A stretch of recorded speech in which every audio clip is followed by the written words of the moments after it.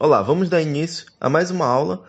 Aqui nós vamos começar a falar de limite e continuidade. É um tema muito importante dentro da área das exatas para a gente poder ter um entendimento melhor de como funciona na parte da definição de derivadas.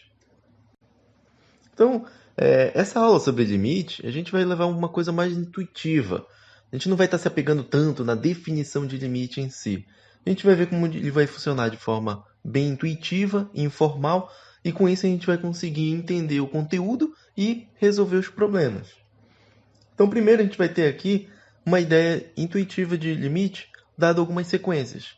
Então, a primeira sequência a gente vai ter que ele sempre vai acrescentando uma unidade, ou seja, 1, 2, 3, 4, 5, assim sucessivamente até um valor x. E essa sequência aqui ela sempre pode estar aumentando, tendendo para o mais infinito, ou seja, para valores muito grandes. A segunda sequência, a gente já tem aqui umas frações. Nota aqui que sempre no numerador tem uma unidade a menos do que no denominador. Então ele sempre vai tendo essa sequência aumentando uma unidade em cima e uma unidade embaixo. Quando a gente vai fazendo isso até um valor x definido, a gente vai ver que esse valor lá na frente, que a gente for sempre aumentando essa sequência, ele vai tender para 1. Ou seja, 4 quintos, 5 sextos. Aí lá na frente tu faz 9 dividido por 10 é 0,9. 99 dividido por 100 vai dar 0,99. 999 dividido por 1000 vai dar 0,999. Ou seja, assim que tu for aumentando essa sequência aqui, tu vai ter um valor tendendo para 1. Nunca vai passar de 1, já que o valor no numerador ele é menor do que no denominador.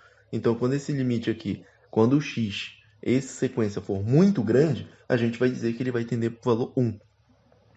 Essa outra aqui de baixo seria uma sequência 1, 3 sobre 2, 3, 5 quartos, 5. Ou seja, ele fica alternando os valores sem entender para nenhum limite específico. Então, nesse caso, não existe limite. Vamos ver um exemplo dessa nossa função y igual a 1 menos 1 sobre x. O gráfico dessa função vai ser dado por essa forma. E nesse caso aqui, nós temos o eixo y, o eixo x, e essa nossa reta paralela aqui em azul, ele está no valor 1. Ele está fixado aqui com uma função constante no valor 1. Então, a gente tem aqui que para valores positivos de x, a gente vai ter essa curva meio alaranjada aqui do lado direito. E valores negativos de x, que é no caso do esquerdo, nós vamos ter essa nossa outra curva. Nós vamos ver lá na frente que essas curvas aqui a gente vai ter um nome específico para elas, já que elas vão ser uma assíntota. Mas, nas próximas aulas, a gente vai ver isso melhor.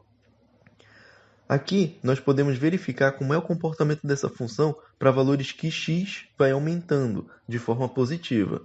Então, toda vez que o valor de x ele aumenta de forma positiva, nós temos aqui que ele vai se aproximando do mais infinito.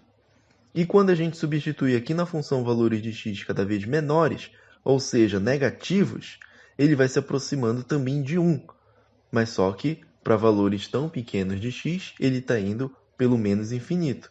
Ou seja, se a gente pegar essa nossa função aqui e aplicar esse limite para quando x vai para o mais infinito, o valor que y vai assumir vai ser igual a 1. Se pegarmos valores que ele tende para o menos infinito, também o y vai para 1. Para isso, a gente pode estar aplicando a noção de limite. Então, a gente pode reescrever como o limite da minha função y, que é 1 menos 1 sobre x, quando o x tende para o mais ou também para o menos infinito. Então, quando a gente aplicar o limite nessa nossa função, como a gente viu graficamente, ele vai tender para 1. Nesse caso, agora a gente pode formalizar um pouco mais o limite. Então, o limite vai ser dado pelo limite da minha função f de x, quando o x tende para um valor p. Ele vai ser igual a um L. Então, no caso que a gente viu anteriormente, esse valor p que ele estaria tendendo seria para o mais ou para o menos infinito. E esse valor L seria o valor que o y está assumindo para quando o x estiver tendendo para um valor. Nesse caso aqui, a gente está tendo que ele vai para o mais ou para o menos infinito, mas em outras situações a gente pode ter o x tendendo para 5, o x tendendo para 7, e a gente vai ter um outro valor que y vai estar tendendo também. Aqui a gente tem um outro exemplo, no qual a nossa função f de x, a gente tem duas formas para ela. Tudo depende do valor do domínio da função, ou seja, os valores que x pode assumir. Se a função tiver para valores que x pode assumir menores que 1, a gente vai ter ela sendo 2 vezes x. Agora, se a gente tiver o domínio da função para x maior ou igual a 1, a função já vai ser dada por 4 menos x. E o gráfico dessa função vai ser dado dessa forma. Então, essa nossa primeira reta aqui crescente são para valores de x menores que 1, ou seja, ela está sendo desenhada por 2x. Agora, valores de x que seja maior que 1, nós já vamos desenhar ela por 4 menos x, que ela vai me dar essa reta decrescente. Então, o que a gente precisa aqui analisar? Se eu quiser verificar o limite quando x tende para 1, mas para a esquerda, ou seja, aqui eu vou ter que estar analisando para quando x vai tendendo para valores à esquerda de 1 e valores para a direita de 1. Nós chamamos isso de analisar a vizinhança do valor 1. Nesse caso, a gente pode estar verificando aqui que o limite do f de x, quando x tende para 1, esse símbolo de menos aqui em cima, na direita, significa dizer que o nosso valor de x está tendendo pela esquerda.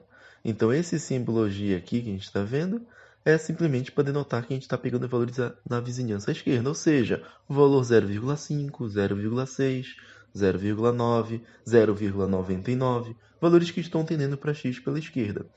E quando isso acontece, nós vemos que esses valores, quando estão tendendo pela esquerda de 1, ele está chegando bem próximo de quem? De 2. Então, se a gente aplica o limite nessa função f de x, para esse caso, esse limite vai dar igual a 2. Se formos agora analisar pela direita de x, ou seja, a gente vai estar analisando por valores que x está assumindo à direita de 1. Então, a gente vê aqui que na função, por ele ter um outro comportamento para esse tipo de valores, ele vai tendendo lá em cima para valores cada vez mais próximos de 3. Isso faz com que, se a gente aplicar o limite do f de x quando x tende para 1, agora com esse símbolo positivo aqui de mais, significa dizer que a gente está analisando o limite pelos valores à direita de 1, então essa função f de x, quando a gente aplica o limite, ele vai dar igual a 3. Claro que a gente tem essa bolinha aqui mais branca, porque é quando o x não pode assumir o valor. Quando ela estiver preenchida, significa dizer que a função quando a gente já pode assumir esse valor. Então aqui a gente vai verificar que quando a gente analisa os limites indo pela esquerda de 1 e pela direita, esses limites laterais, eles vão ser o quê? Diferentes. Se eles são diferentes, então os limites laterais, eles não vão coincidir. Então o limite não existe. Se o limite não existe pelo motivo dos limites laterais serem diferentes, então a gente vai ter um ponto de descontinuidade. Então, f, ou seja, a função ela vai ser contínua, no caso, em um ponto P, se e somente se o limite dessa função f de x com x tendendo para P for igual a um f de P. Nesse caso, agora, se eu tiver também um limite dessa função, se ele existir, a minha função é contínua. Então, a gente tem aqui uma relação de se e somente se. Ou seja, se existe o limite naquele ponto, a função é contínua. Se a função for contínua nesse ponto, então significa dizer que o limite existe. Nesse caso aqui do x tendendo para 1, a gente observa que existe um ponto de descontinuidade nessa função. Nesse caso, a função não é contínua e o limite também não existe. Eu poderia estar pegando um outro valor para x e estar tendendo. Por exemplo, podia ser o valor 3. Se x estivesse tendendo para 3, analisando tanto a esquerda do valor x, no caso 3, estaria batendo no 1. A direita também estaria sendo próximo de 1, já que a gente estaria levando em consideração apenas a reta de 4 menos x. Nesse ponto aqui, quando o x tende para 3, o limite vai ser quanto? 1. E nesse caso, se os limites laterais são iguais, o limite existe no ponto de x igual a 3, e a gente pode concluir que a função é contínua no ponto x igual a 3. E a gente pode observar no gráfico essa continuidade. Então é isso. Na próxima aula, a gente vê um pouquinho melhor como funcionam as propriedades de limite.